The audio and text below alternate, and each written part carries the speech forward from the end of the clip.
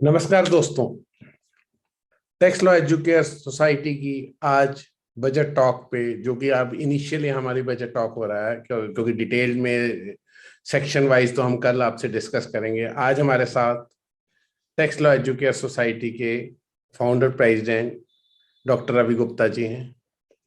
आज हम उनसे, क्योंकि आज ही फाइनेंस मिनिस्टर ने बजट प्रेजेंट किया है, तो आज हम उनसे कुछ डायरेक्ट टैक्सेस के बारे में कुछ हम उनसे इनिशियल रिएक्शंस उनका चाहेंगे। सर, आपका स्वागत है। सर, जर्नल में आप इस बजट को कैसा कहेंगे डायरेक्ट टैक्स के एंगल से?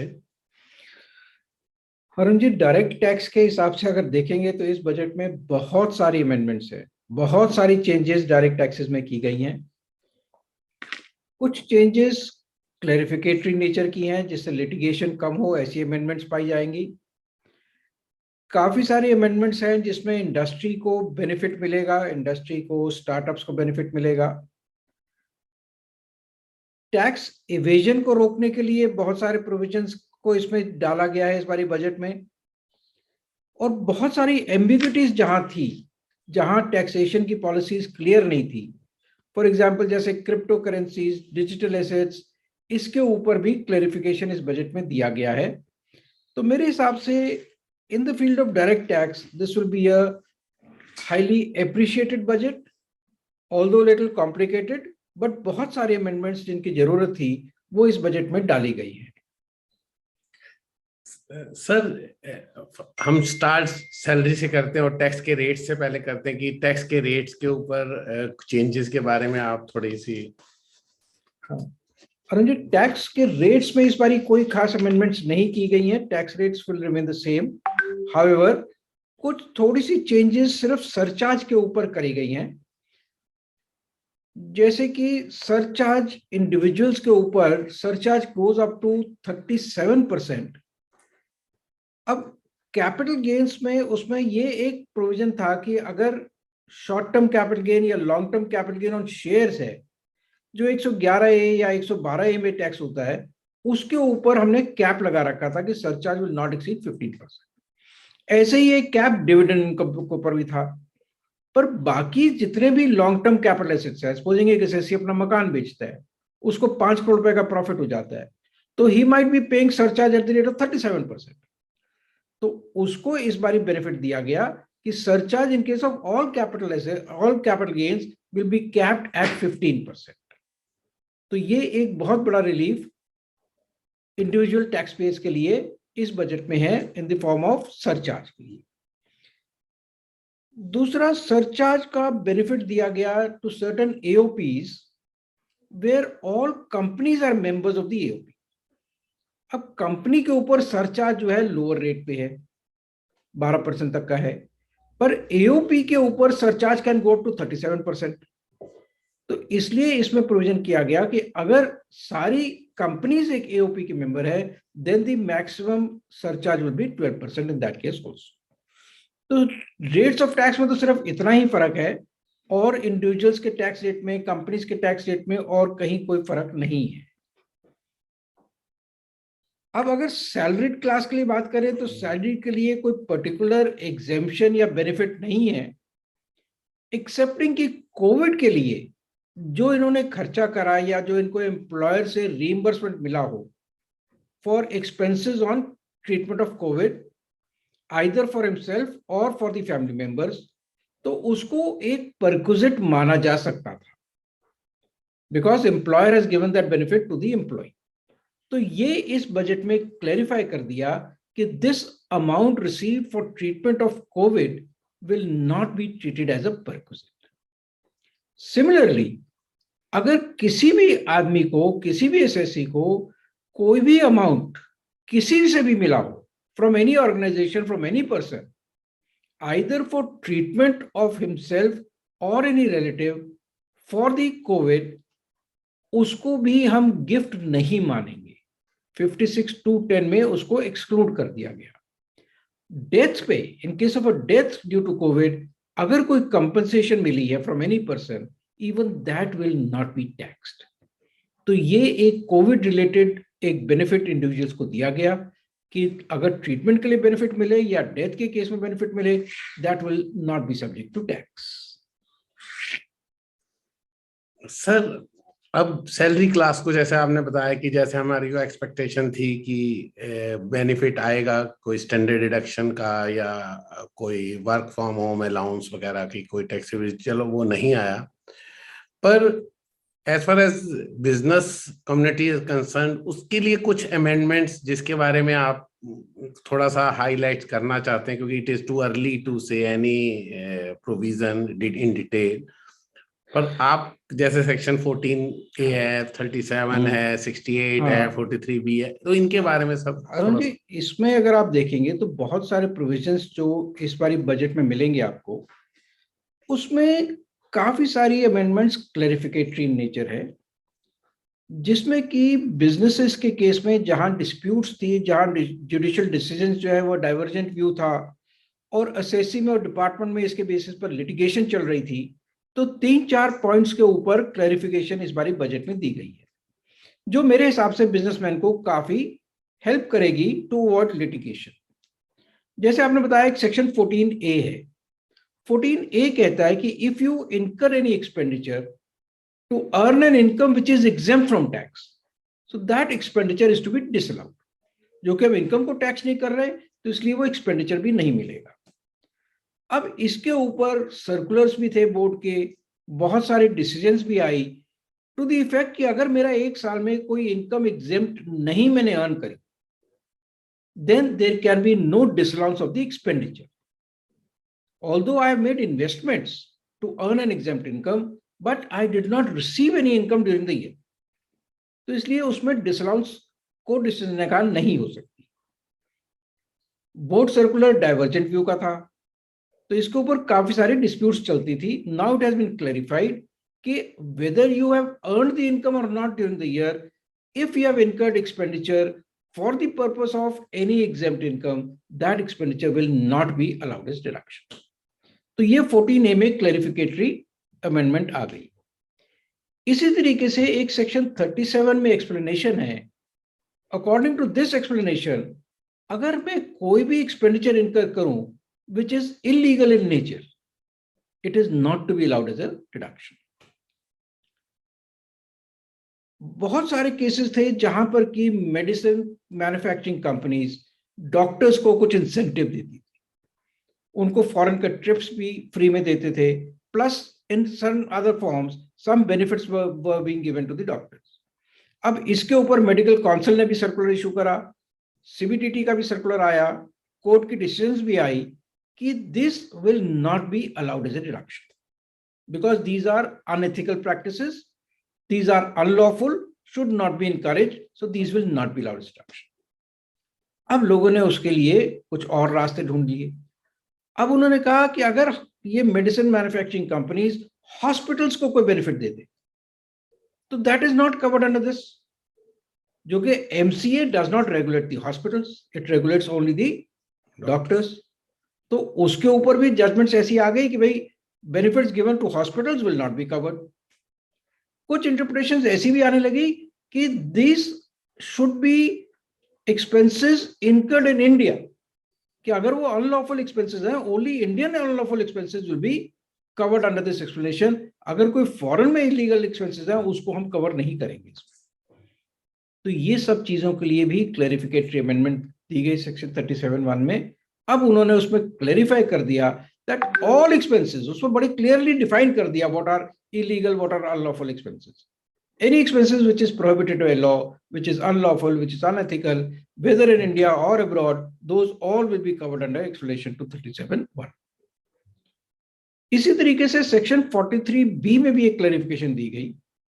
सेक्शन 43B जैसे आपको पता होगा deals with certain expenses which are to be allowed only on payment basis.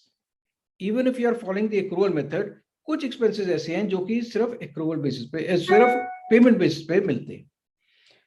इसमें एक इंटरेस्ट टू फाइनेंशियल इंस्टीट्यूशंस भी कवर होता है।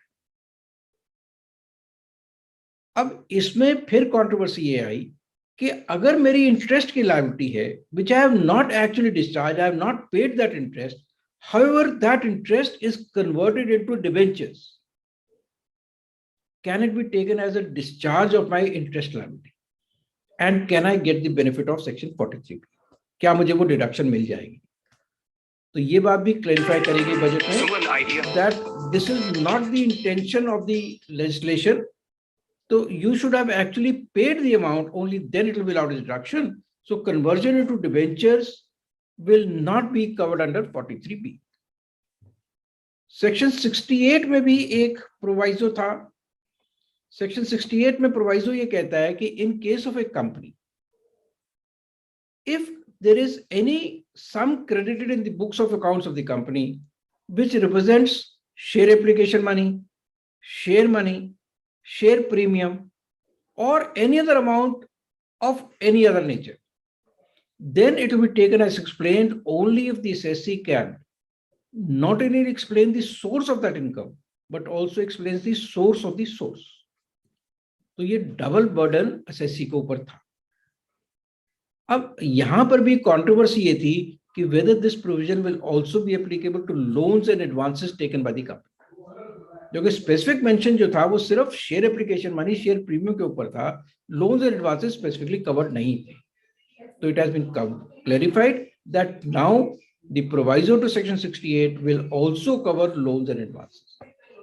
तो अरुण जी, इसी किस्म से काफी सारी अमेंडमेंट्स आपको मिलेंगी जो बिजनेस इनकम के रिलेटेड हैं and which will be clarificatory in nature, which will prevent litigation. और काफी सारी जो लिटिगेशन हमारी चल रही है वो इससे सॉल्व हो जाएगी इन सारी अमेंडमेंट से. सर, एक वर्चुअल डिजिटल एसेट्स के बारे में बहुत ज्यादा सुनने में आया है अरुण जी. इसके ऊपर भी एक बहुत, जैसे मैंने आपको कुछ दिन पहले भी बताया था, एक बहुत जरूरी क्लैरिफिकेशन चाहिए थी. अब ये डिजिटल फॉर्म में जो जिसको हम वर्चुअल डिजिटल एसेट्स कहते हैं, बहुत कॉमन लैंग्वेज में कहूं तो जिसको हम क्रिप्टो करेंसी भी कहते हैं, या any other form of in which a person holds crypto assets. और इसको जब हम बेचते हैं, ट्रांसफर करते हैं, तो इसकी टैक्सेबिलिटी के बारे में जरा सी भी क्लैरिफिकेटरी कहीं पर नहीं. Whether it is a capital gain, whether it is business income, whether it is income from other sources, what is the rate of tax, ये सारी चीजें बिल्कुल एक ग्रे एरिया था. तो किसी को क्लैरिफिकेशन नहीं थी. And in fact people were earning huge amount of money and still not paying any tax.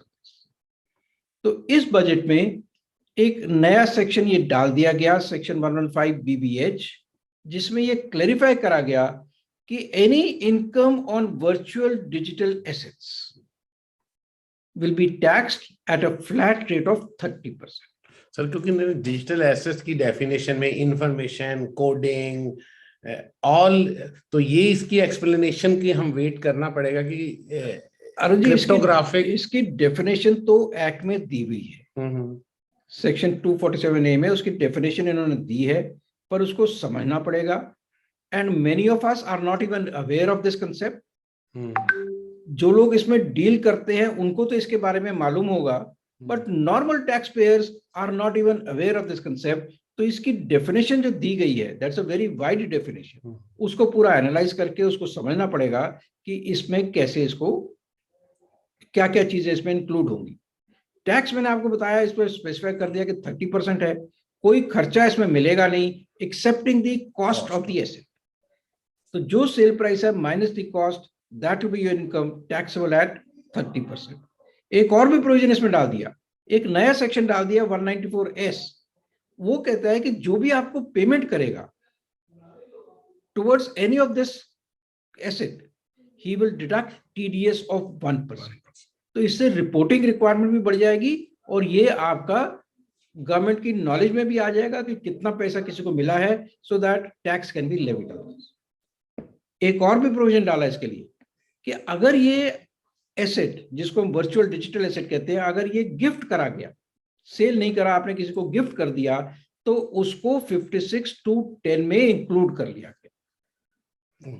ठीक है, 56(2)(10) में आपको मालूम है it is applicable to gift of any sum of money, immovable property, movable present. अब movable assets की definition में ये जो एसेट्स है, they were not covered. Assets covered were like jewellery, bullion, paintings, sculpture, पर अब उस डेफिनेशन में इसको वर्चुअल डिजिटल एसेट्स को भी कवर कर लिया। तो अगर आप गिफ्ट करेंगे इन एसेट्स को तो वो भी 56(2)(10 में कवर हो जाएंगे। सर अब तो कल आपका बजट सेशन है सुबह 10 बजे, दोस्तों कनेक्ट करना ना भूलिएगा। और जाते जाते 1 मिनट हम इनडायरेक्ट टैक्सेस पे आपको थोड़ा सा ब्रीफ कर देते हैं। एक अमेंडमेंट 16(4) में आया है। 16(4) में अमेंडमेंट है कि time limit of claiming the ITC अब ये 30 सितंबर से बढ़ा के 30 नवंबर तक कर दिया गया। दैट मीन्स कि अब आप GSTR 1(3)(b) में जो भी अमेंडमेंट करनी है 30 नवंबर तक करते थे, क्योंकि ऑडिट के वक्त में ना कुछ इंफॉर्मेशन दिखती थी कि कोई गलती रह गई और उसका टाइम निकल चुका होता था, तो इसलिए ये एक अमेंडमेंट वेलकम मूव है। एक और वेलकम मूव है जो सेक्शन 49 का किया है, कैश लेजर। अब एक ब्रांच दूसरी ब्रांच को अगर कैश लेजर पड़ा है तो वो ट्रांसफर कर सकती है। पहले बहुत बड़े हेडेक थी कि एक ब्रांच में हेड ऑफिस में कैश लेजर में बैलेंस पड़ा है, पर दूसरी जगह ब्रांच को तो एक कैश फ्लो की प्रॉब्लम आ जाती थी। एक उस पे एक वेलकम मूव है। दोस्तों सेक्शन 38 टू वे कम्युनिकेशन बंद हो गया। अब जैसे आपको 26AS में, जैसे सर ने बताया, 26AS में जो क्रेडिट होता है TDS का वैसे मिलता है, वैसे ही इनपुट क्रेडिट जो आपके इनपुट में क्रेडिट दिखेगा वही आपको क्लेम कर सकोगे। तो ये टू वे कम्युनिकेशन को बिल्कुल बंद कर दिया गया है, जो कि एक्सपेक्टेड था क्योंकि बाकी अमेंडमेंट आ रही थी। तो अब जो आपके लेजर में दिखेगा ITC वही आपको क्लेम करना है, कंप्लायंस बढ़ जाएगा। ये एक छोटी सी GST के बारे में था। दोस्तों हमारे YouTube चैनल के साथ बने रहिएगा। और सर कल के बारे में, फ्रेंड्स कल जैसे हमारा बजट सेशन है, ये 2005 से रेगुलरली हम बजट सेशन करते हैं, and this is the first budget lecture which is presented by the Tax Law Educated Society immediately after the presentation of the budget by the finance minister. तो detailed analysis clause by clause doctor Girish Ahuja ji करेंगे, plus we have certain other eminent speakers also जो economy पे, जो sustainability पे, जो indirect taxes के ऊपर आपको पूरे बजट के प्रोविजंस को समझाएंगे। So this will be a very educative programme tomorrow. I request you all to join the program at 10 o'clock in the morning and it shall go up to about 1 o'clock. तो इसमें पूरा in-depth analysis of the budget you will be able to analyze that. Okay दोस्तों, नमस्कार। नमस्कार।